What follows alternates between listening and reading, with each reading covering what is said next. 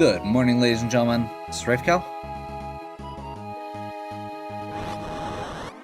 This is Final Fantasy VI, and we are continuing right where we left off. Sorry for that rather abrupt end.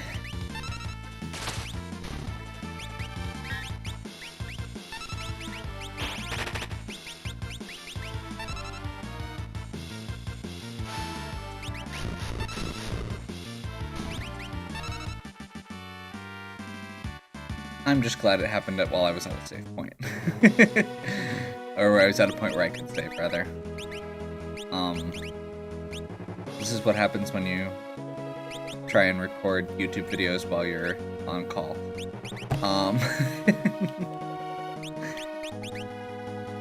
Let's go Madoan.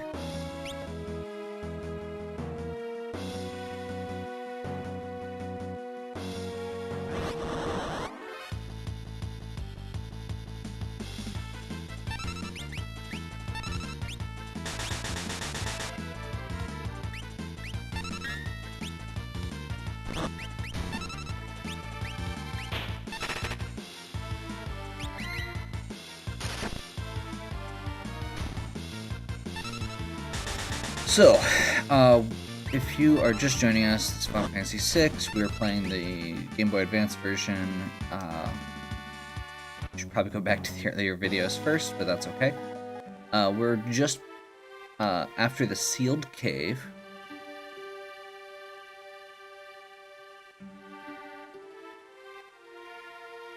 Get out of my way!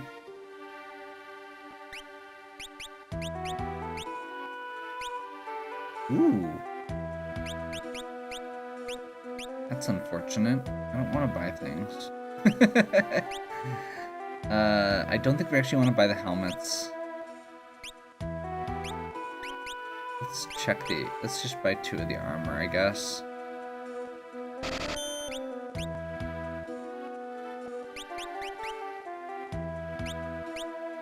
Oh, we just needed 1 right now. That's okay. Everyone else has stat boosting gear, so it's less of a concern.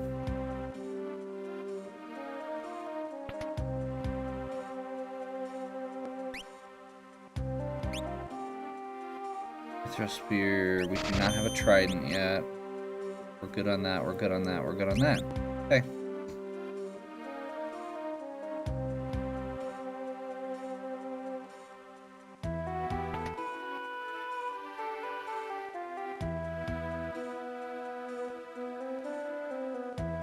Okay, so this is Lola. We sent her letters earlier.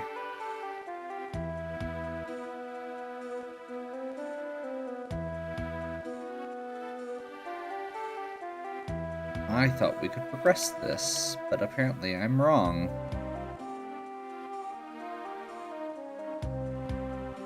So we'll just keep going, because there's literally nothing else here. There is a chocobo somewhere here.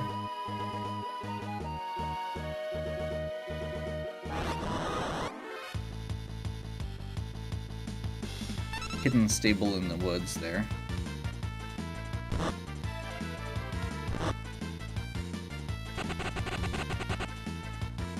Those guys really aren't worth fighting. There we go. Hidden chocobo stable. We'll just use this to get the rest of the way there. We're heading to Vector, the Imperial capital.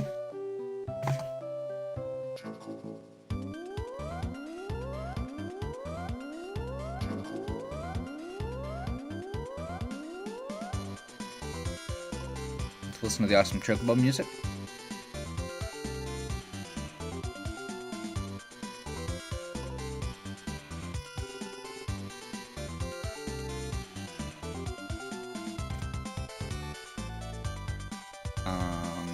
At least I thought we were. There we go.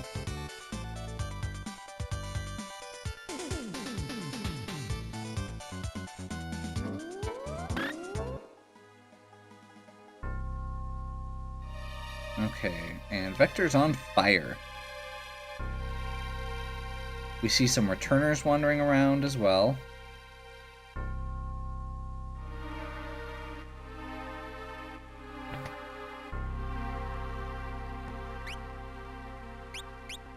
Doing a quick check. It's always worth checking. We're in pretty good shape on money.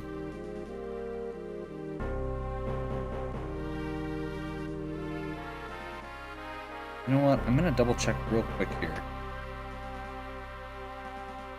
Just gonna sell some things that we might not need.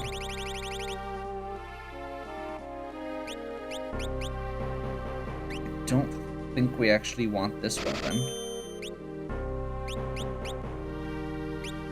Those are okay.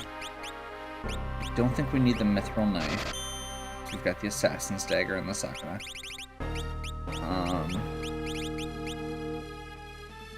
It's the best we've got there. Don't need the moonring blade. Let's leave one Magus hat in case we decide we want it. Don't think we need the gold helm right now. But I'll keep it. Don't need the silk robe.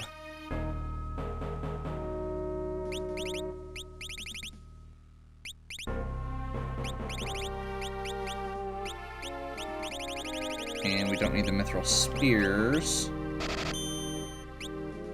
So we've still got a ways to go.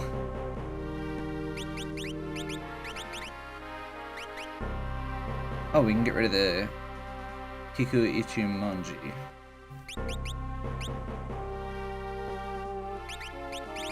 I apologize for my terrible Japanese.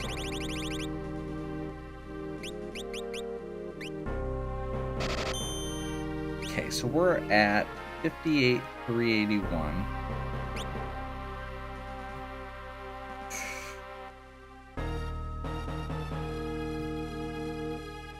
You know what? We're in pretty good shape. Let's go ahead. We're gonna roll with it. Could be worse.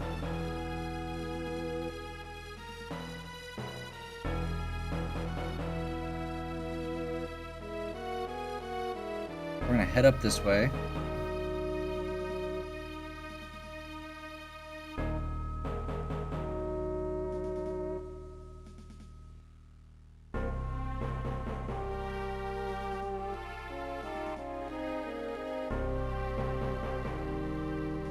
Yeah, great idea, Bannon. The Espers did this. This was your idea, right? Okay.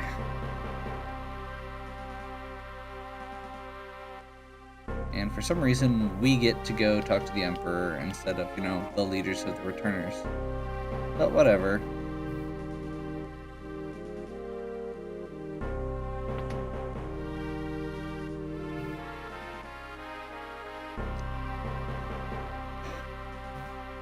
I've lost my will to fight.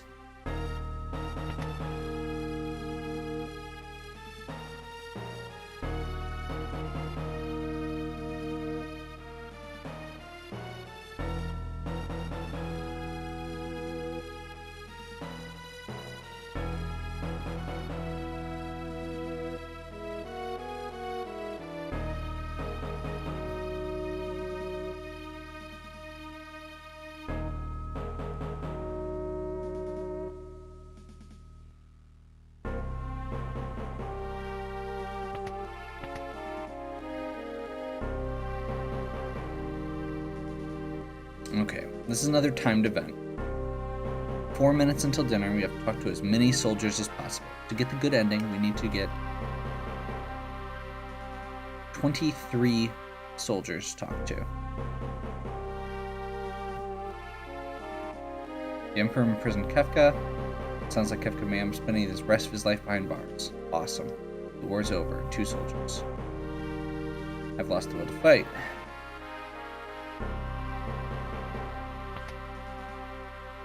I think there's a couple outside.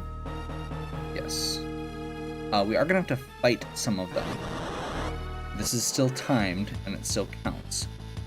They are worth points. And yes, I said points. Yeah, there's a specific thing we're going to be doing here. You get rewarded based on how many you talk to, what you get to do, etc.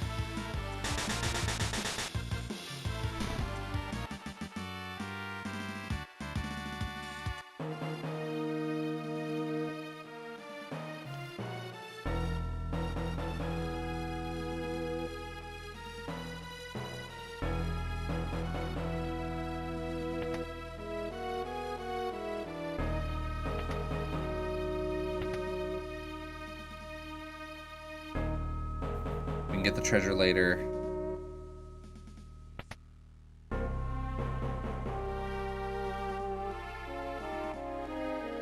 I apologize that I'm not reading these, but we're kind of in a hurry.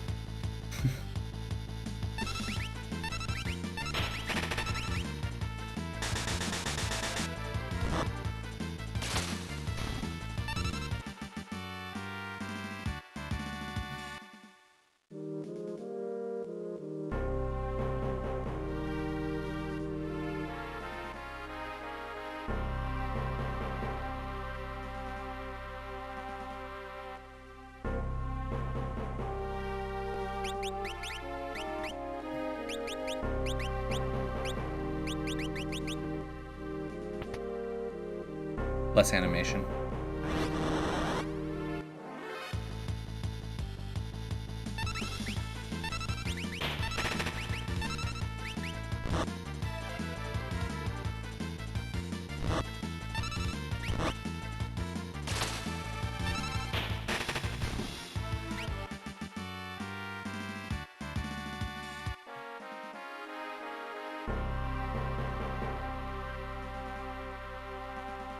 We're doing pretty well.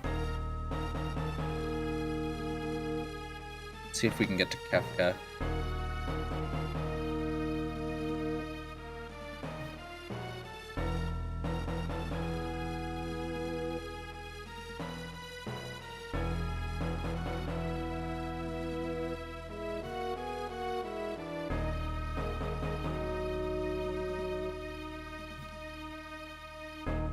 So everyone basically just confirms Kefka's been thrown in jail. Most people have their own bad stories here. You know, they're not warmongers for the most part. A few of them seem to be. Yeah, one guy there.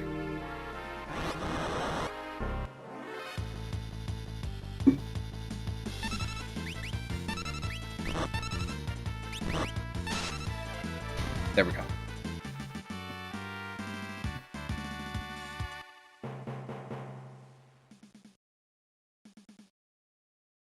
Okay, so we've got a minute left to get the last two.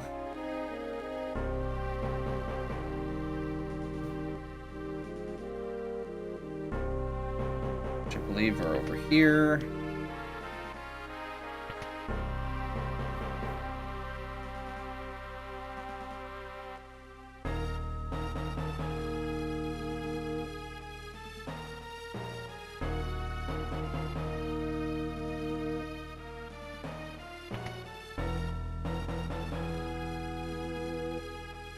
So we've got enough at this point. I'm gonna see if I can remember. I think it's this one.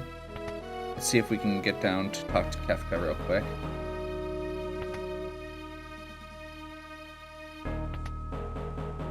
There we go. So this will eat up the rest of our time, but that's okay.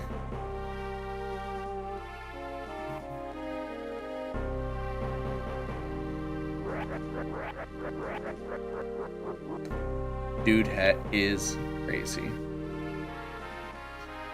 What a bore. So yeah, he takes up a good like 20 seconds just by himself.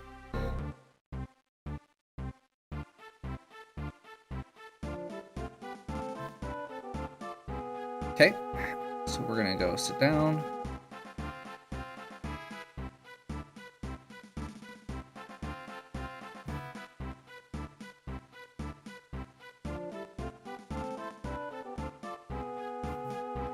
Let us make a toast. What shall we raise our glasses? To our homelands. These are all very specific answers that you need to give to get the best results.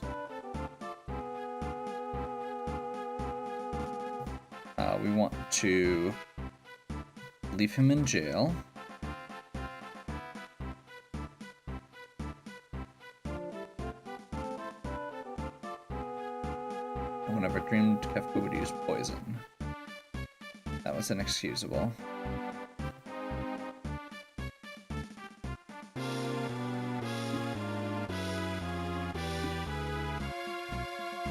With regards to General Celis. Celis is one of us.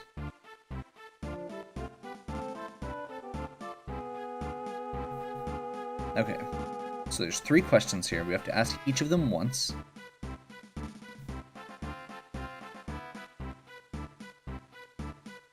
I still have a few things to ask.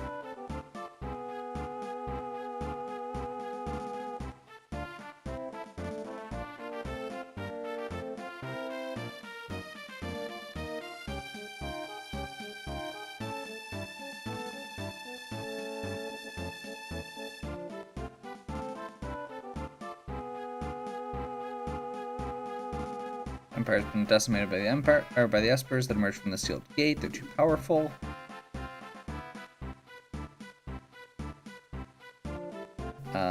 They have gone too far.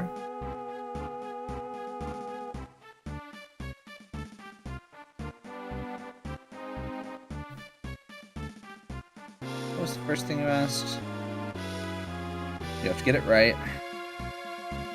If you ask the same question more than once, there's some issues. We'll take a break.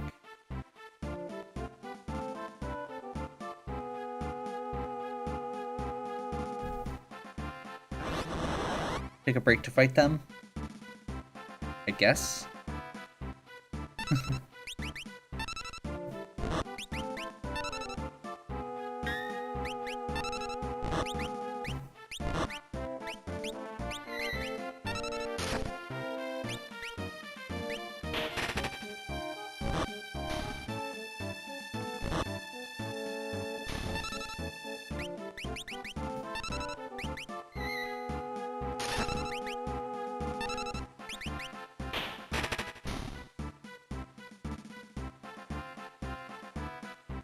Got some more Magicite shards. Prove that we're really tough. Resume the conversation.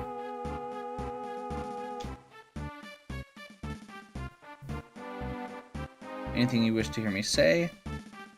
That the war is truly over. No more fighting. I have one more favor to ask.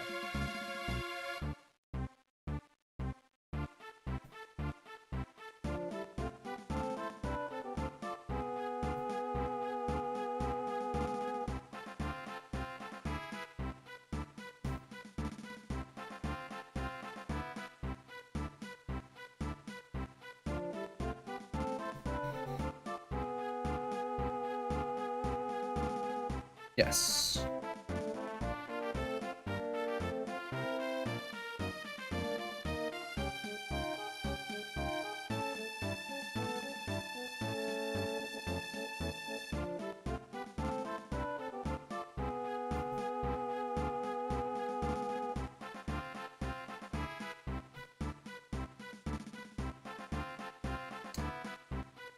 I love General Leo. Okay. So that wraps up the peace conference there. Terra goes, I go.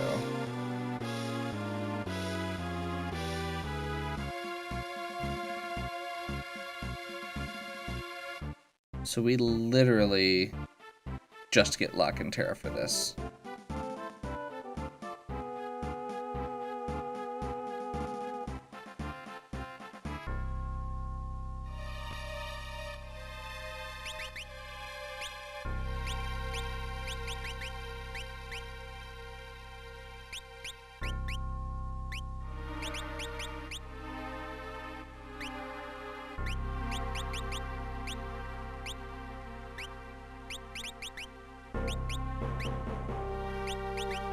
I'm just doing a quick check because I don't know if it unequipped everybody or not.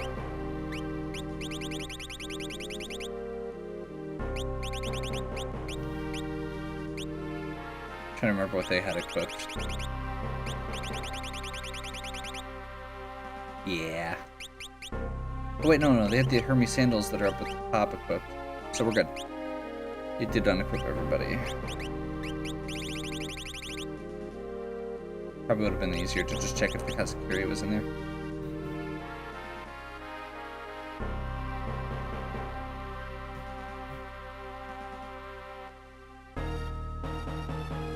Okay, we get stopped by this guy. Due to your decorum, Imperial troops will be withdrawn from South Figaro and Doma. Unlock the armory.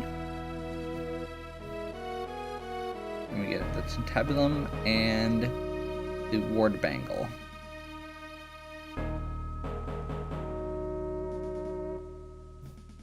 One of which is useful.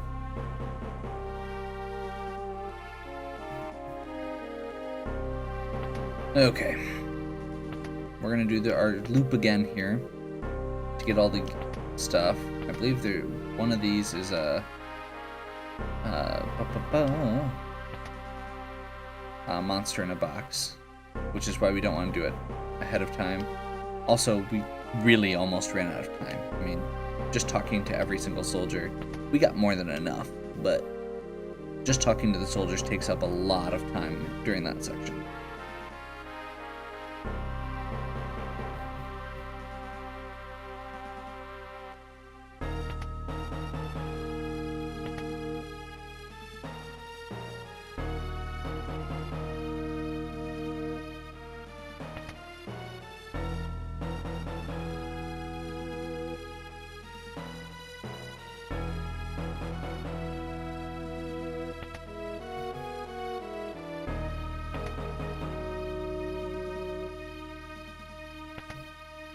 Oh, maybe not. Yellow hairpin. So we just got a bunch of stuff that's going to make the rest of our run potentially a bit easier. So the relics that we just got, just to be clear, are the Ward Bangle, reduces random encounters. Alarm Ring, reduces back and side attacks. Gale Hairpin, increases preemptive attacks.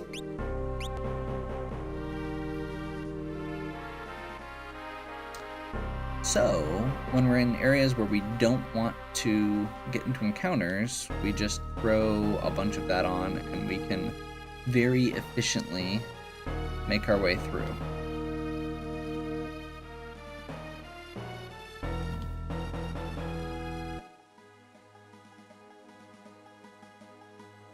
Such as right now.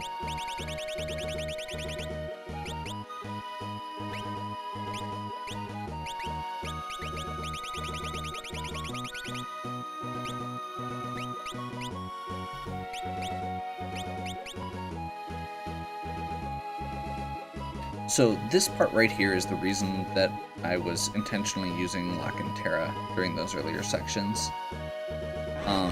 First of all, Locke is just really useful. Getting steals is really important, and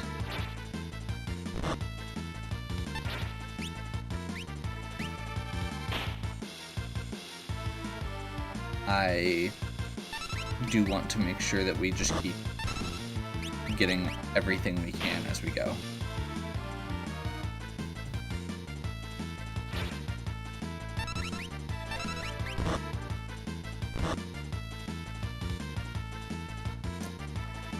Second thing is, Locke is just a good character. He's very fast, which is really useful at a lot of times. Terra is just a really good character, so it's okay that, and we have to use her for a good chunk of this. Again, she's the primary character for most of the first half of the game. She gets pulled in a lot, where you have to use her.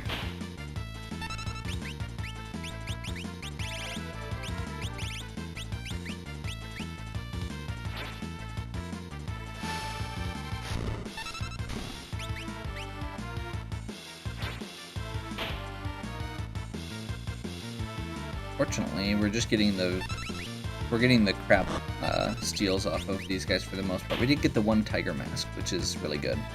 That's an armor for Sabin.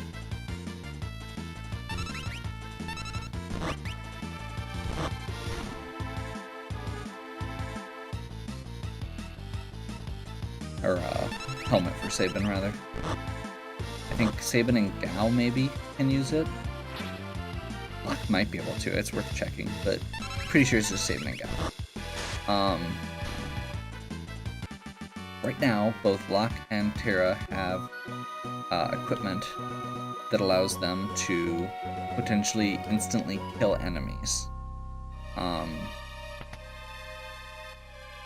Which is nice. Terra has the, what did they call it? The Stone Blade or something, which is originally called the Break Blade. Another Angel Wings. Another Alarm Ring, which we definitely don't need. I forgot that you get 20,000 gil there.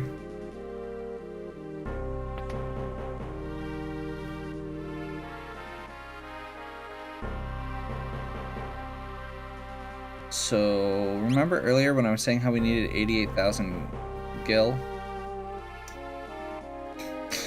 I forgot about this section. So we're actually in pretty good shape now.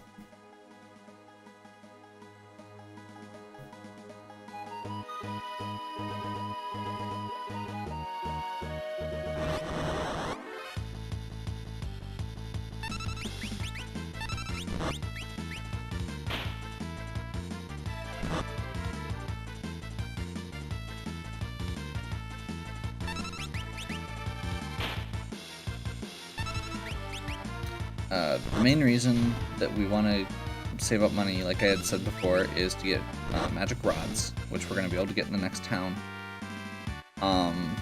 They are only sold in one town, and only during the first half of the game. If you're not familiar with the game, on the off chance that you're watching this and you're not familiar with the game, I have been very intentionally trying to leave it as the first half of the game. There will be an event that changes the way that, changes what we have access to during the second half of the game. And we are approaching that point fairly quickly here.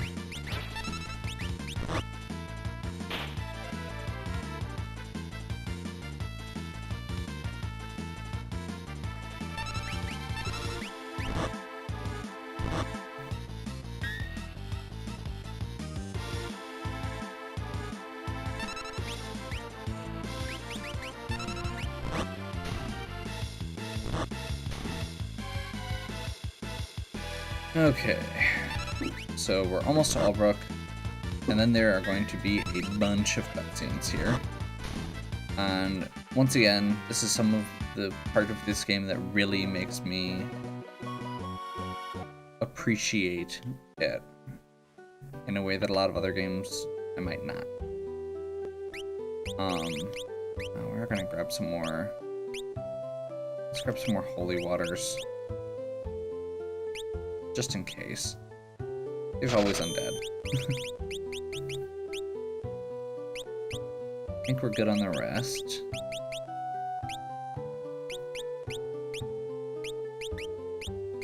Let's do that just for making room. I'm okay with most of the rest of those.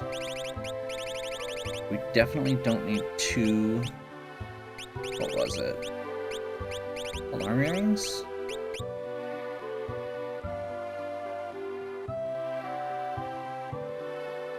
Do we have one of those equipped?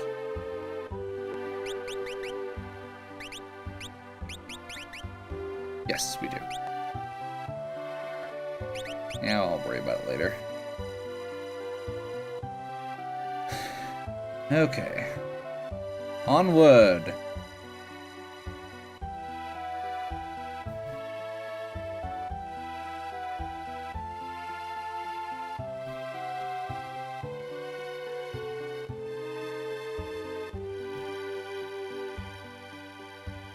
And we get Shadow and Celis are on the boat with us.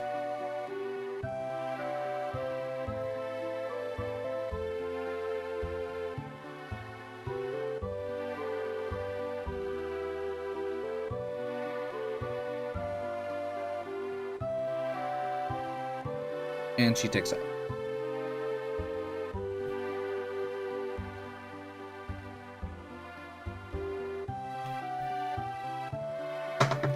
Now, neither of these two have technically met Shadow before. I guess they ran into him at the bar.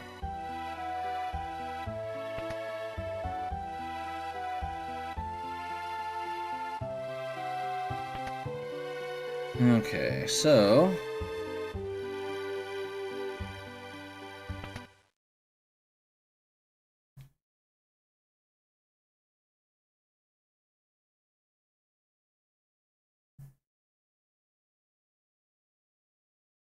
onward.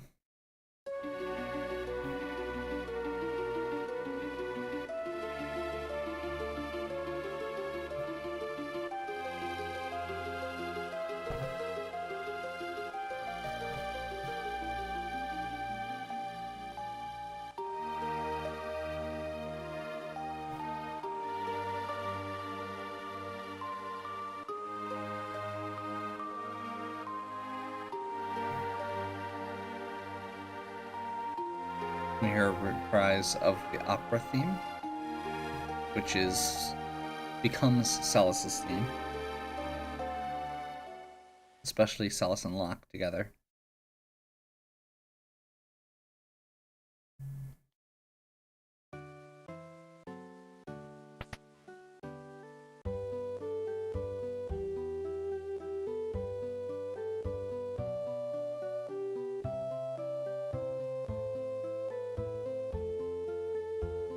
Okay, so there's one cutscene down.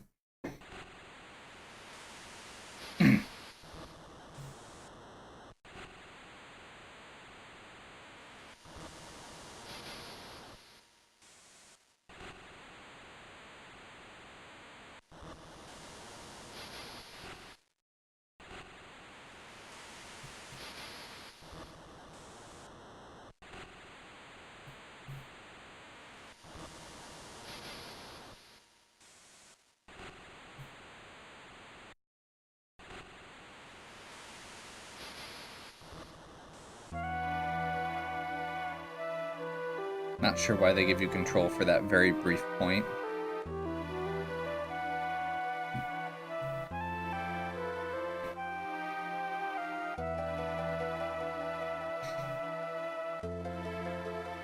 Not everyone in the Empire is Kefka.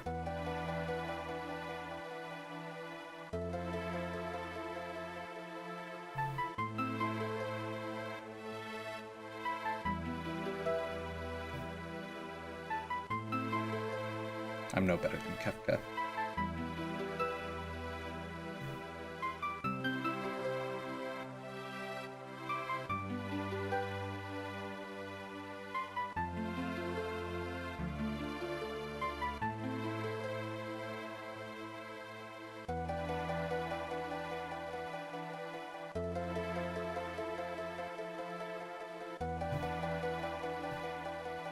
Terra doesn't have... Terra's personal progression is mostly involved with this understanding and gaining emotional maturity. Understanding what it is to have those type of feelings towards people when, by all means, she hasn't had those experiences.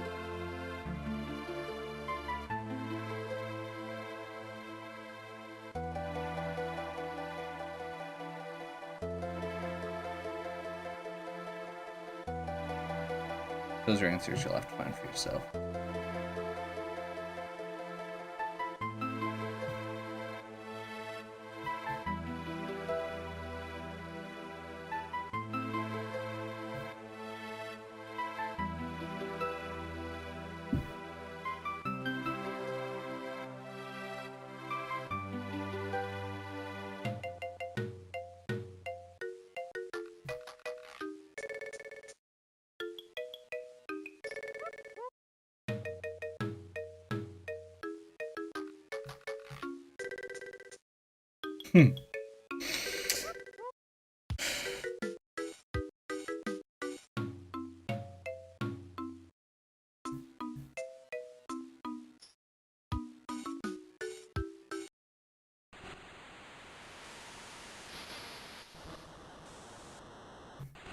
So we're coming up to this island east of the belt.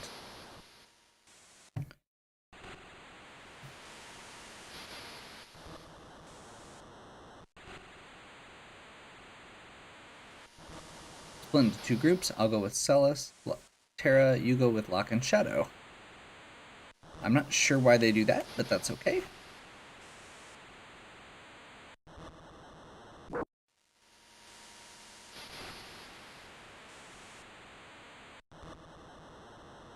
And now Locke's giving her the gold shoulder.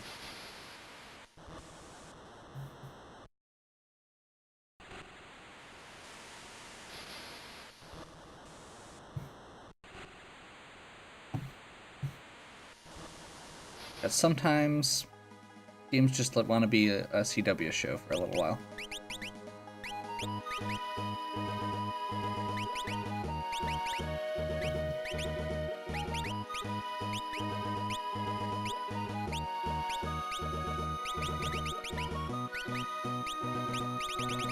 We're not going to go too overboard here because we're not going to be using him terribly much.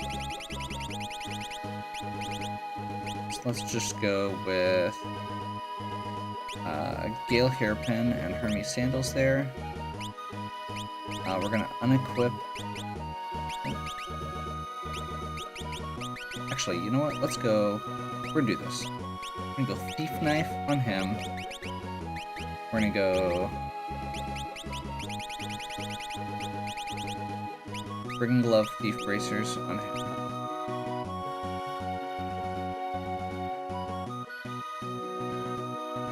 We're going to be heading for Thamaza, but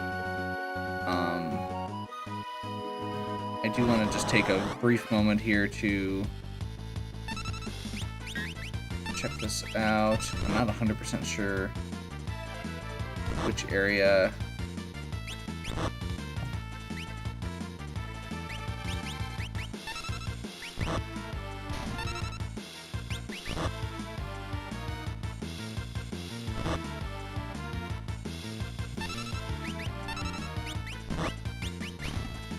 It is those enemies, okay. And I was looking down at my sheet, so I didn't actually notice if I got that last one. Nope. Yeah, I'm okay with, I think I'm okay with grinding a little bit here real quick. Shadow is going to be with our group very soon here. Let's go with... Actually, let's check the other two first real quick. That's fine. Okay, he's done with that one. So we're going to move him over to Bismarck. Let's have Shadow move to...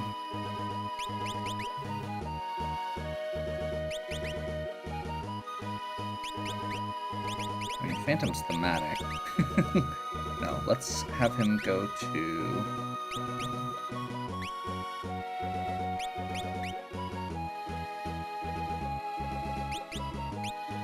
Sorry, I'm being probably too hesitant. Let's go just Seraph. Give him some healing magic. So before we get to Thamaza, we're going to just grind a little bit here, because we're going to be using Shadow again in the next section.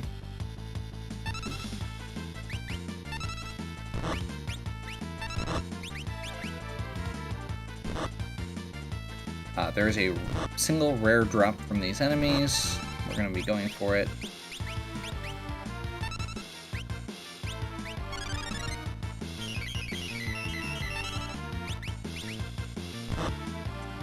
Mostly because it's a really good piece of armor.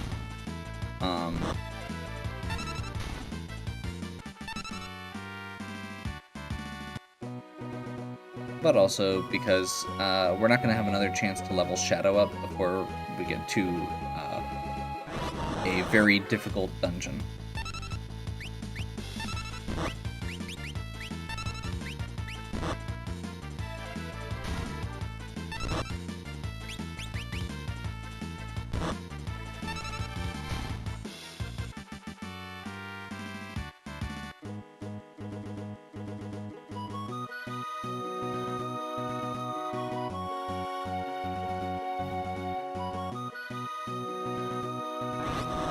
like I said, Shadow leaves basically as soon as we get to town. I think they basically give him to you just to be able to walk through this part without dying, just in case you hadn't leveled up Locke and Terra.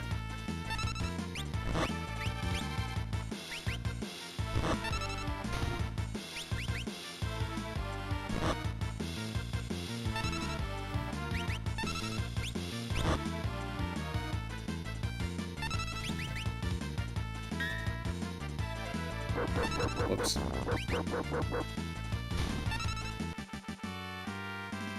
I mean, it happens.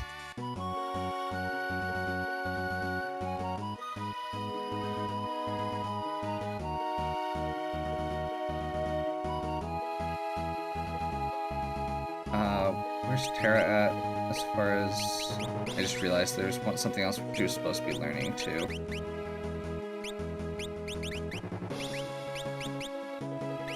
Adwin is at 51. We need her to get Catapleops. Or Bleepus. Whatever.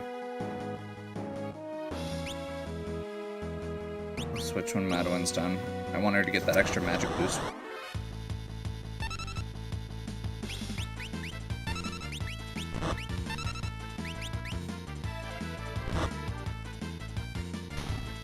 I mean, the real downside here is that we actually want, like, a lot of that armor.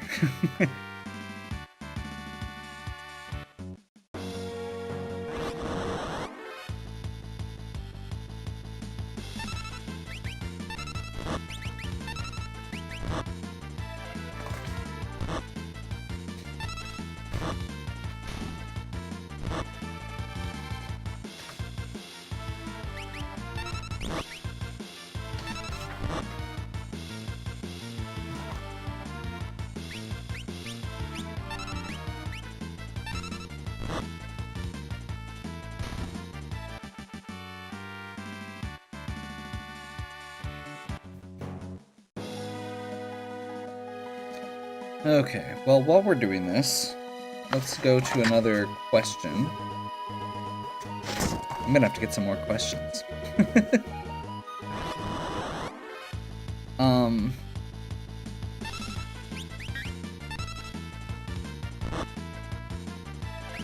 Starting to run low, and the ones that I've left are mostly stuff that I don't feel like it would be easy to answer.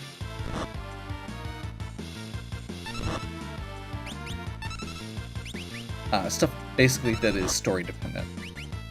I'd rather finish the story out before I start talking about them. Or progress the story further. So I've got kind of a big question, which is fine considering what we're doing. I had a question from Carrie that says, where would you suggest someone who has never played video games before start? Which I find to be a fascinating question, and something I hadn't really thought about inherently. It's something that I thought a bit about before, just in terms of recommending different types of games to people, or ways to get people into certain genres of games, but very rarely something that I've thought about in terms of just what would be good to get somebody started into video games in general. So I'm gonna kind of approach it from both of those angles. I wanted to start by thinking about what would be good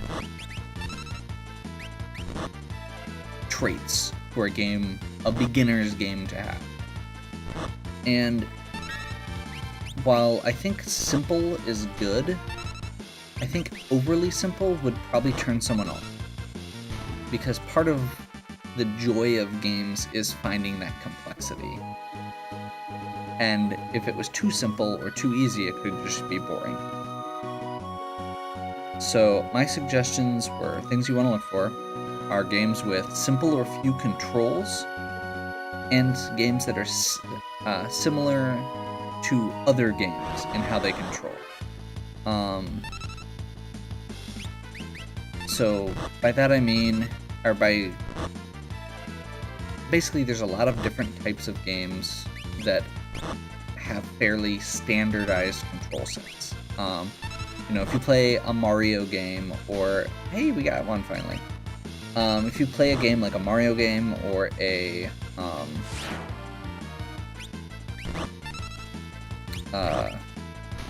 you know, Donkey Kong Country, Sonic, any of those types of games, they have fairly standardized controls. Platformers have fairly standardized controls. Most of the time, there is a button that jumps, a button that shoots, and a button that does a dash sometimes, or a secondary effect. In first-person shooters, you know, you have WASD and the mouse, or the two joysticks on a console, if you're a heathen and play first-person shooters on a console.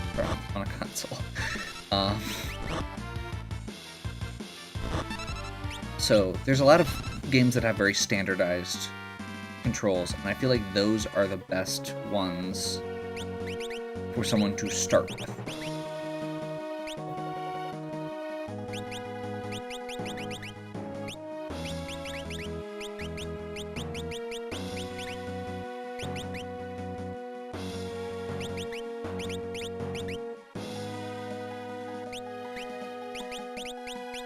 So 1 times on Kira. So Golem. So basically, if a game has similar controls to other games of its genre, that means that it's going to be a better gateway for them, as opposed to having to relearn every time they start something new. Preferably, a game that has a good tutorial level or a very slow curve of difficulty would be best. I think it's reasonable to say that most early games don't usually have a great tutorial.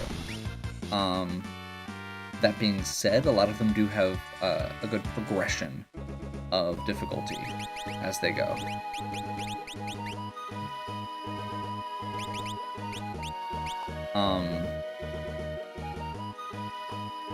Actually, let's go Shadow on this mark, finish this.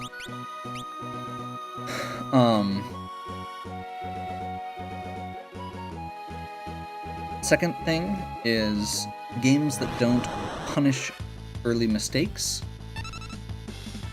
games that don't punish death or failure by undoing progress, and games that don't have a quote-unquote wrong way to play.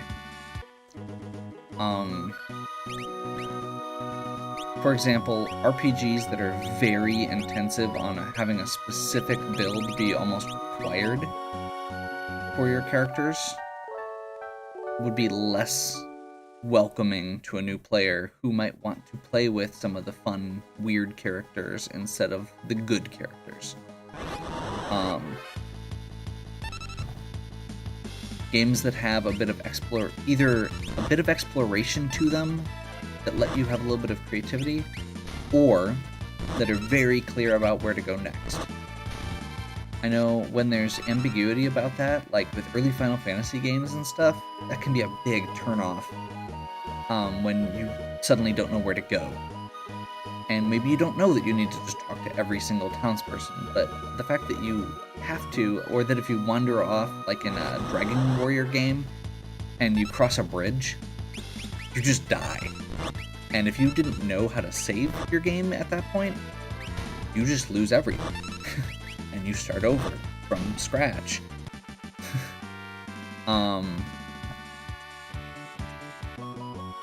So yeah, that's kind of I would say the biggest, or some of the biggest things that come to mind.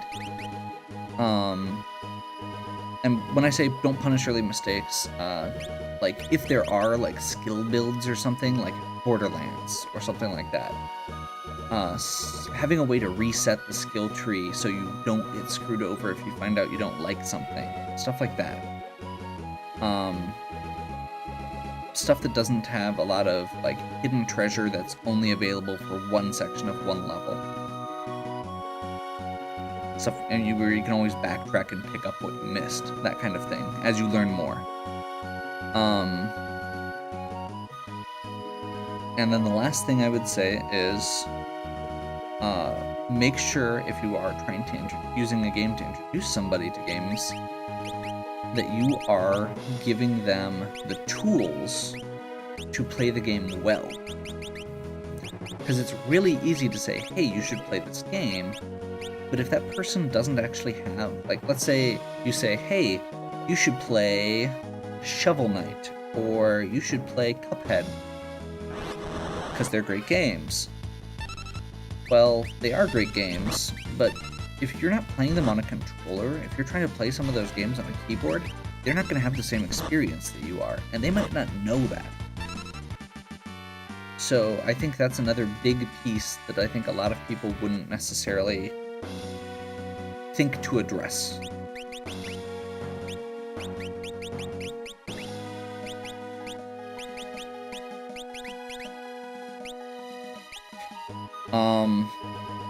And then the last thing is just to make sure that if you're having people play, if you're suggesting games to people, think about the person and what kind of genres they like, rather than just suggesting something generic.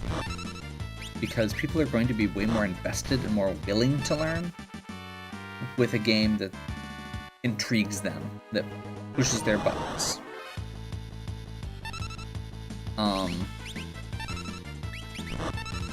We seriously, yeah.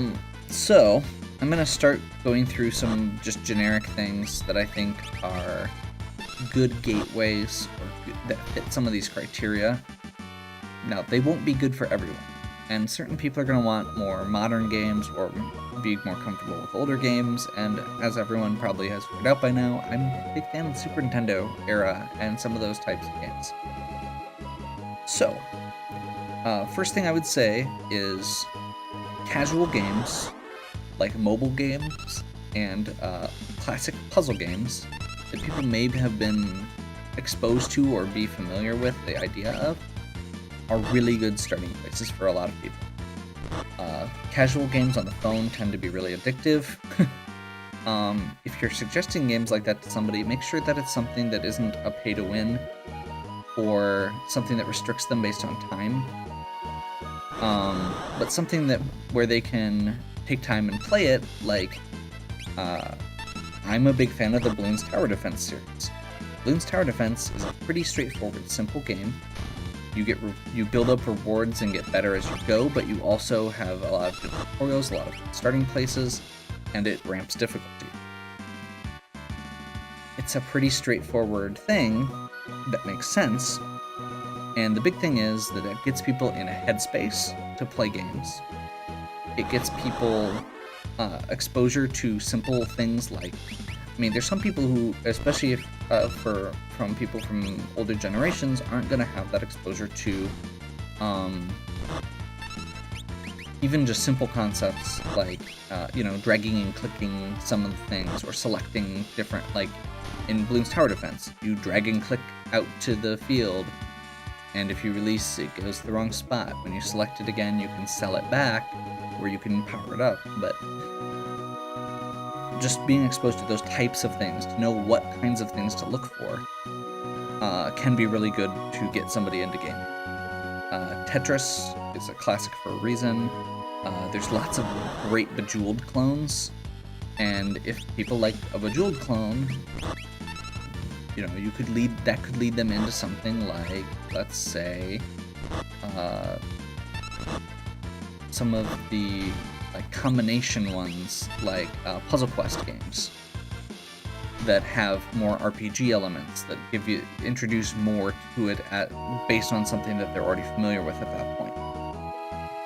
For platforming games, the first thing that came to mind was Mario All-Stars. The Super Nintendo version is great. It plays a little different than the original Mario, but that's not a bad thing. But the big thing is, it saves progress. There's no game overs. And because the graphics are redone, it might be more approachable to a modern audience. Another one that I would say is New Super Mario Brothers, or a similar game like that, that is both a platformer but also has a co-op feature. Playing games with people is often a great way to introduce them to games. There's a lot of people who wouldn't play games by themselves, but because it's a thing they can do with someone else, it makes them more interested. And honestly, Mario games in general, where you can take turns playing through stuff, are great. The big thing to do with that is to make sure that they're still playing the game. If you're just dragging them along and basically beating all the levels for them, then there's no point. But if they're still getting to play and getting something out of it and feeling like if they just run and die immediately, then obviously there's no point to them continuing to play the game. If you're just gonna go then and play the level that they just died at immediately. And I say this having watched somebody run directly into the first Goomba in Mario and game over. I'm not joking, that's a thing that I've seen happen.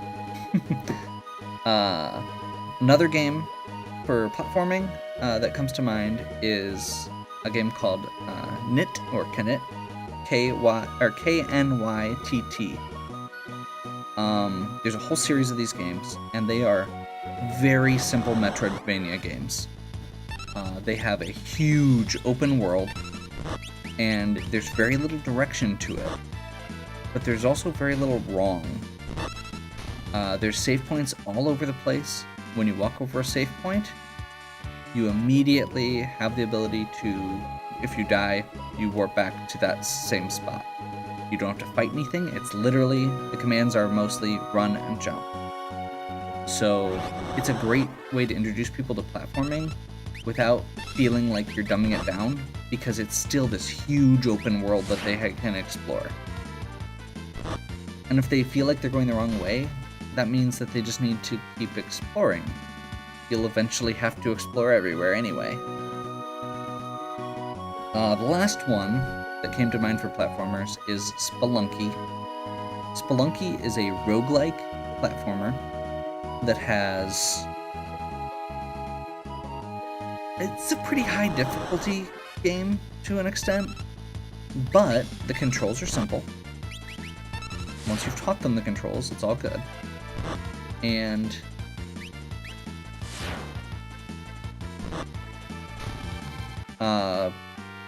while they might die, it's a consistent thing. You always just die and start over, and eventually as you play the game, you unlock more. As a roguelike, the point is that it's okay to die a lot. And if you keep going, I mean, it's a very arcadey game. A lot of those kind of games, they're designed so you're not feeling punished when you die, but it's just part of the game. And you will eventually unlock, in that particular game, as you play, you unlock shortcuts. So you can start at the later areas, and in the process of that, you learn, you get to explore those later areas more. So that seems like a good starting place for a lot of people as well. Okay, and with that, I feel like we are probably in pretty good shape on our grind here.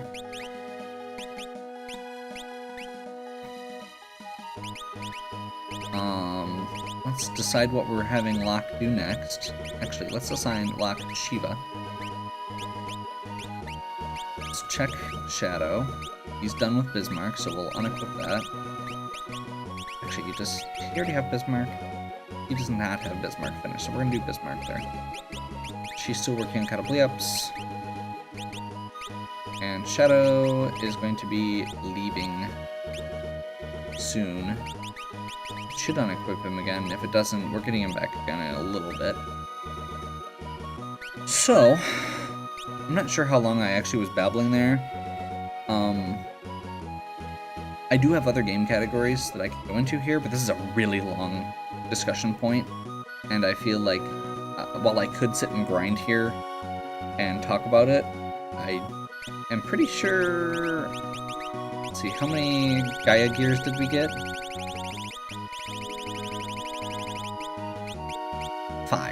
Okay. So this armor is not actually sold until the second half of the game. It's really powerful defensively. We're not actually going to use it on these characters because we want the stat boosts for the most part, but it could be good to have. And it's also expensive to sell. So yeah,